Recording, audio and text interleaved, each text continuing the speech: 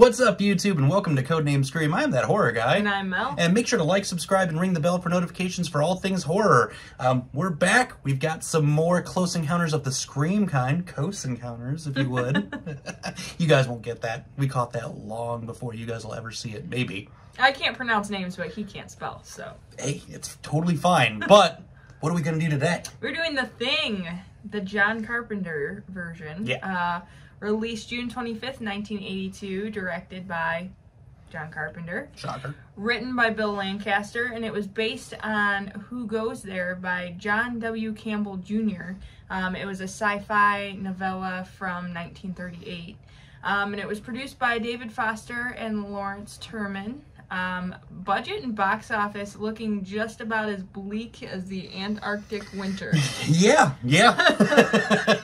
Absolutely. So we've got a $15 million budget.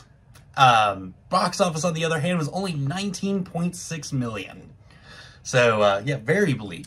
Very cold. The opening weekend, it made $3.1 million, which of that weekend, it was number 8. And it was behind Poltergeist. Think about, see, that doesn't sound that bad, but think about how many movies come out in a week. About 8. Yeah. So, yikes. And it was the 42nd highest grossing film of 1982, which, if you think about it, that's about how many movies come out in a year. Yep. So, not looking too good. not so hot. But if you adjusted that for 2021 inflation, it's $55.4 million, so a little better. I mean, that still sucks. Still sucks. Okay. Still on the lower side for us. But people liked it. Yeah. Despite the few people that saw it in the theater. A Rotten Tomatoes critic score of 86%, audience score of 92%. Very John Carpenter ratings there. He always gets the good ones, so. Yep, can't go wrong. Yeah. Once again, we've got another John Carpenter film where we can't go wrong. Mm-hmm. Normally with these quick synopsises, they'd be a little quicker. Synopsy? But this one's quite the hefty, it's a doozy. yeah, it's a bit of a doozy. So we're going to rely more on you to actually check this one out yourselves. There'll be a link in the description, as always, below for you to watch it for yourself. I'm just going to give you the cliff notes, if you would. Can I even say that? The Scream notes? That horror guy's notes? Code notes. Code name notes. We're having too much fun already, and we just started. But this movie is set in Antarctica, because, you know, we kind of already alluded to that previously. As if Dreamcatcher wasn't cold enough. Yeah. To get a little bit colder. Yeah, this entire sci-fi series has been pretty cold. Yeah. At least there aren't any butt aliens in this one. No. Instead, the alien humanoid creature is assimilating into whomever it wants to be in the crew, causing a lot of trust issues between the crew. They kill it with fire, which is awesome. Flamethrowers, fire, you name it. Yeah. Kurt Russell's in it and is amazing. And his hair looking fantastic. Phenomenal. Oh my god. That's the best his hair, I think, has ever looked. He looks like a horse. It was just majestic. It's so majestic. And yet we can't trust who did his hair. Because, you know, it could have been the humanoid. You can't trust anybody. You can't trust anybody. That's pretty much how you explain this movie. Her and I discussed it right before. It's like, there's a lot going on. That's pretty much it. I really want you guys to check this one out, because there's a lot more going on behind the scenes on this one than there are than normal. Yes, there is a lot. So we're just going to go right to that. So the original movie was from 1951 and was called The Thing from Another World. There was a film called The Thing, which was released in 2011, but it was a prequel and not a remake, which makes things super, super confusing. Little bit. That doesn't make sense, but it's fine. And you see the original in Halloween. Yes, another John Carpenter film. Correct.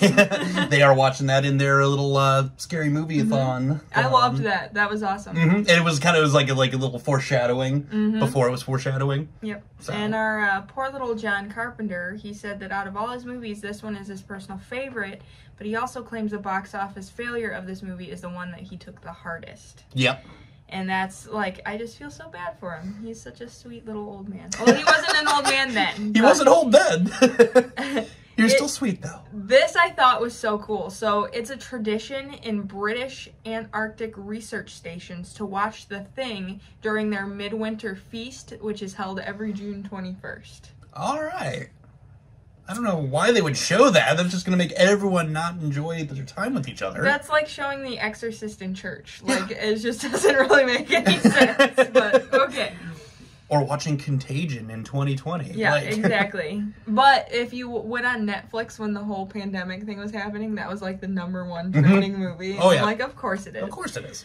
The sound stages where this was shot were refrigerated and kept at 40 degrees to give the appearance and feel of Antarctic conditions. And every crew member got a cold. I don't know if that's true, but I'm just assuming. You're just assuming here. This is the first film John Carpenter didn't do the music for, which is blatantly obvious. Yeah. A few minutes into the film, when you get the obnoxious doom doom doom doom over and over and over for about 10 minutes. Yep. Ennio Morricone. Hey, that was pretty good. Maybe. Did the music. It seemed like he was trying to imitate what John Carpenter was doing, but didn't pan out so well because it was nominated for a Razzie Award for the worst score. And yes. Yeah. Oh, I'd back that 100%. Yeah. And then at the end of the movie, you get the doom doom back. Yep. And I'm like, why is this happening? And it's at the end when Kurt Russell and the other dude are sitting there in the cold and nothing impending is happening, but we still get the doom, doom, doom, doom over and over and over. Yeah. Yeah, worst score ever. It's like the music in Cannibal Holocaust. Yeah. I would take that over this. No, probably. God, no. Neither one of them. And the unused music for this film was eventually used in 2015 because Quentin Tarantino used it for The Hateful Eight. That music has nothing to do with that movie. I have to rewatch The Hateful Eight now because I didn't notice a blatantly 80s horrible sounds coming from that movie. Mm-hmm. But I don't know. Now I'm going to rewatch that for that reason. Yeah, I guess I'll have to sit through that again. Some of the scenes in this were used, they used stop motion, and John Carpenter saw it and he was like, nah. Because he said it looked horribly fake, and so they blew their budget other ways, I guess. So the film was originally banned in Finland after its release. Really? Which was interesting because there are much worse movies than this. Oh, yeah. Especially 1982. You know, late 70s, early 80s, there was a lot worse things happening than this movie. Yeah. Texas Chainsaw being one of them. The sound effects in the autopsy scene were done by using paper towels soaked in egg yolk. Which, yeah, there were some gross sounds happening. Yeah. Throughout pretty much this entire movie. Yeah. The sound effect for the wind was recorded in the desert just outside of Palm Springs, Yes. which I think is great because it was somewhere, like, hot. And then it was Arctic, I don't know. I wonder if this is what Katy Perry's song was about the whole time. Yeah, hot and cold. It was all about the thing. Yep. And the soundtrack. Yes and no, in and out of the bodies. Yep. We're on to you, Katie. Wrong when it's right. Yep, we're on to you. Yep, we got you. Last thing, which I found super interesting because I don't see this at all, but Entertainment Weekly rated this as the 12th scariest film of all time. It's Entertainment Weekly. Entertainment Weekly only watched 12 movies. Yeah. And this was the least scary of the 12. Yes. There's not really anything scary about this movie. No, not at all. This is definitely more just a straightforward sci-fi film, in my opinion. It's gross. Oh, it's very gross. It may be the 12th most disgusting movie of all time. Right. But definitely not the scariest. But what do you think about it? So, it's classic. Absolutely love the fact that it's John Carpenter. Mm-hmm. Really, what got me, though, was the score. That made it difficult, in a sense, because you're so accustomed to John Carpenter or Alan Howarth. Yep. And those just infamous scores, and they just fit the mood of the film so much better. So that was something that deterred me from the film a little bit. I really love the special effects. Yeah. That was like the biggest thing. It's disgusting. Yeah. It's so gross. Yeah. I love the whole, you have to question everything and anyone. And I loved that aspect about Yep. it. Because you never know, you know, who are you really? Yeah. So I do love that fact of the film. I thought it was well cast, well acted, you name it. It's a Carpenter film. I have yet to see one that I don't like. Oh, yeah. So, but what did you think? It's not my favorite John Carpenter film. No. And it's not because it's not a good movie. Mm-hmm. It's a great movie. It felt a little long at times. Yeah. And it got to the point where you were trying to figure out who the Thing was, and then at a certain point you just don't care because it's that part of it's a little drug out. The Thing is my boredom. Yeah, exactly. I did like all of the different characters and personalities in this because they gave you, it wasn't just, you know, 12 boring middle-aged white men like you see in most movies in the 80s. It was, you know, you had young guys, you had the weird hippie dude, right? You had like the old curmudgeon doctor, and it was just the characters that they had in this like really made me invested in it, which I appreciated. The score is what really, that's the one real reason why I think it's my least favorite John Carpenter. Because it sounds like someone went to Guitar Center and they bought one of those, you know, the little tiny MIDI keyboards you can get for like $100, and they just sat there and went dun dun dun dun. They're like, here's the score. I'll take my $1 million out of that $15 million budget now, and it was like highway robbery. If they paid that dude $1, it was robbery. Oh yeah.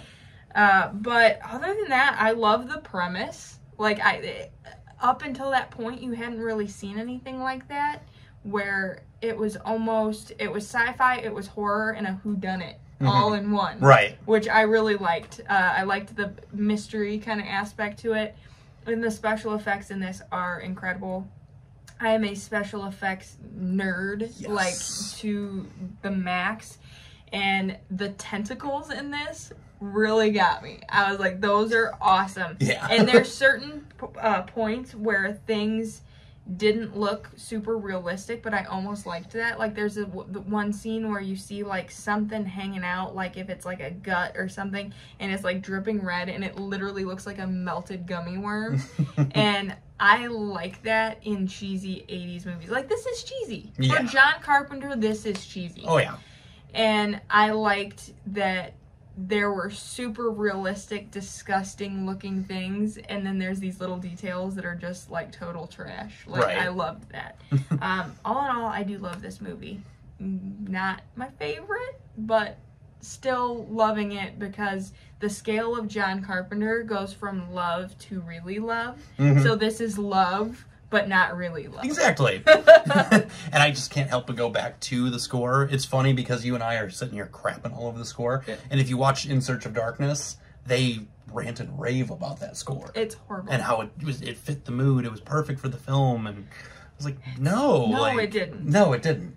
It angered me and frustrated me. And now I just hear dun dun everywhere I go now in my brain. Oh, boy. But if you've seen this, what did you think of it? Again, no spoilers in the comments if you can. Save those for messages through Facebook, Instagram, or Twitter, or email even. But what did you think about it? If you haven't checked it out, again, it's in the description below for a link for you to check it out yourself. Highly recommended to go ahead and do so. As we said, it's a long one. There's a lot of things going on here. So check it out for yourself. We have some more coming through on the Close Encounters of the Scream kind. Some fun things there, and a special video coming here at the end of the week for you guys. She doesn't know anything about it. I'm terrified. I've just been informed of this, so. Yeah, I set them up. So with that being said, scary later, YouTube.